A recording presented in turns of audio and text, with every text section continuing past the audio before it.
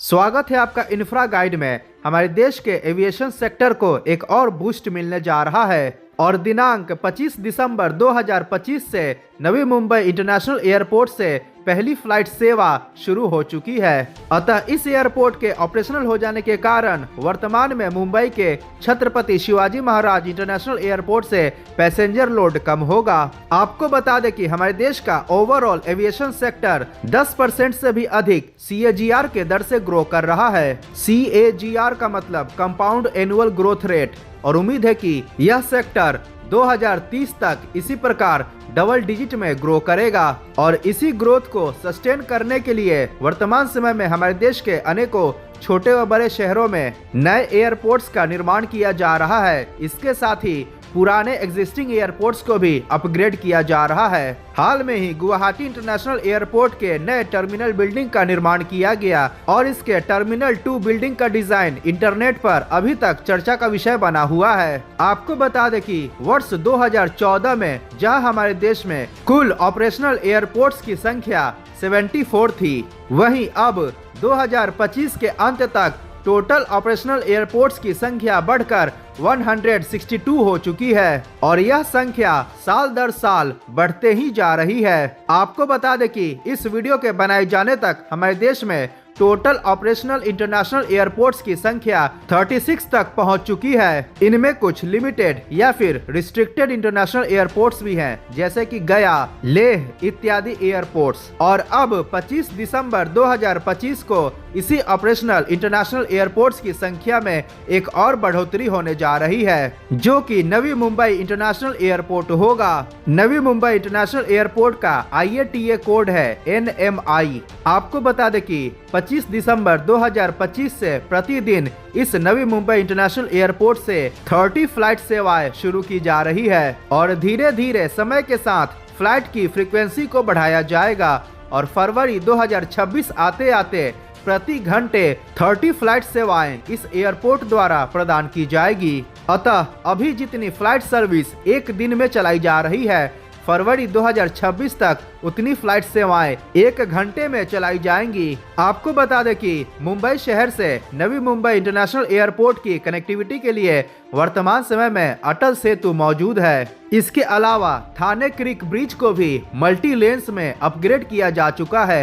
अतः उसके सहारे भी मुंबई से नवी मुंबई इंटरनेशनल एयरपोर्ट तक आसानी से पहुंचा जा सकता है। और फ्यूचर में मुंबई और नवी मुंबई इंटरनेशनल एयरपोर्ट के बीच बेहतर कनेक्टिविटी के लिए मेट्रो रेल कॉरिडोर के निर्माण को भी प्रस्तावित किया जा चुका है। अगर बात करें नवी मुंबई इंटरनेशनल एयरपोर्ट्स के डिटेल्स के बारे में, तो यह एक ग्रीनफील्ड इंटरनेशनल एयरपोर्ट परियोजना है और इसका निर्माण नवी मुंबई के उल्वे कोपर विलेज में किया जा रहा है। यह एक पैसेंजर कम कार्गो एयरपोर्ट होगा और इसका निर्माण मुंबई के छत्रपति शिवाजी महाराज इंटरनेशनल एयरपोर्ट से ट्रैफिक लोड को कम करने के लिए किया जा रहा है। जैसा कि आपको पता है कि वर्तमान समय में मुंबई का छत्रपति शिवाजी महाराज इंटरनेशनल एयरपोर्ट अपनी क्षमता के ऊपर काम कर रहा है, तो नवी मुंबई इंटरनेशनल एयरपोर्ट के निर्माण के कारण मुंबई शहर का विकास और विस्तार और भी तेज गति से हो पाएगा। इस पूरे एयरपोर्ट का परिसर लगभग 7200 एकड़ लैंड एरिया में फैला हुआ है और फ्यूचर एक्सपांशन को ध्यान में रखते हुए जमीन को एक्वायर किया गया है। परियोजना के अंतर्गत कुल 2 पैरेलल रनवे का निर्माण किया जा रहा है और इसके दोनों रनवे की लंबाई 3700 मीटर होगी। पूरे एयरपोर्ट परियोजना के निर्माण को 4 चरणों में विभाजित किया गया है और वर्तमान में इसके प्रथम चरण का काम पूरा हो चुका है।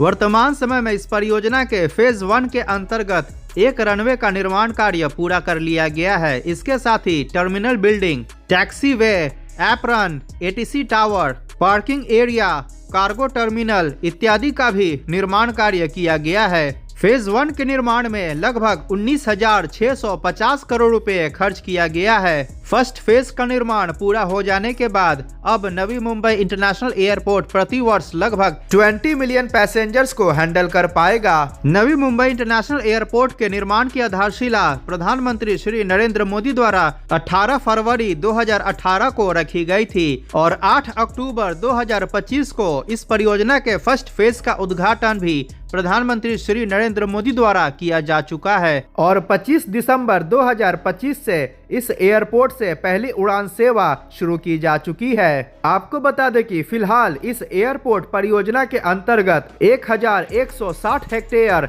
यानी कि 2866 एकड़ लैंड एरिया को डेवलप किया जा रहा है। इस एयरपोर्ट को ऑफिशियली लोक नेते दिनकर बलू पाटिल नवी मुंबई इंटरनेशनल एयरपोर्ट के नाम से जाना जाता है, जिसको कि संक्षिप्त में डीबी पाटिल नवी मुंबई इंटरनेशनल एयरपोर्ट भी कहते हैं। इस एयरपोर्ट का एप्रन एरिया लगभग 7,20,000 स्क्वायर फीट क्षेत्र में फैला हुआ है। पैसेंजर के सेफ्टी एंड सिक्योरिटी के लिए फेज 1 के अंतर्गत 66 check in counters, 22 self baggage drop stations, 29 aero bridges, 10 bus gets इत्यादि का निर्माण किया गया है। वर्तमान में इसके फेज 1 के अंतर्गत एक पैसेंजर टर्मिनल बिल्डिंग का निर्माण किया गया है, जो कि 1,80,000 स्क्वायर फीट क्षेत्र में फैला हुआ है। इसके टर्मिनल बिल्डिंग का आर्किटेक्चर डिजाइन लोटस से इंस्पायर्ड है और इसको ज़ाहा हदीद आर्किटेक्ट्स द्वारा डिजाइन किया गया है। पूरी तरह से बन जाने के बाद इस एयरपोर्ट का टर्मिनल बिल्डिंग लगभग 2,50,000 स्क्वायर मीटर क्षेत्र में फैला होगा और कार्गो एरिया लगभग 1,00,000 स्क्वायर मीटर क्षेत्र में फैला होगा। इस एयरपोर्ट की annual cargo handling capacity 3.25 million metric tonne होगी। इसका एप्रन एरिया 67,000 स्क्वायर मीटर क्षेत्र में फैला होगा। डोमेस्टिक कार्गो टर्मिनल का निर्माण 33,000 स्क्वायर मीटर क्षेत्र में किया जाएगा और इंटरनेशनल कार्गो टर्मिनल का निर्माण 23,700 स्क्वायर मीटर क्षेत्र में किया जाएगा।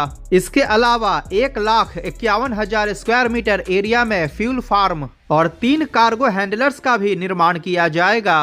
पूरी तरह से बनकर तैयार हो जाने के बाद नवी मुंबई इंटरनेशनल एयरपोर्ट प्रति वर्ष लगभग 90 मिलियन पैसेंजर्स को हैंडल कर पाएगा। इस एयरपोर्ट परियोजना की nodal agency city and industrial development corporation अर्थात सिडको है और नवी मुंबई इंटरनेशनल एयरपोर्ट लिमिटेड द्वारा इसको ऑपरेट किया जाएगा।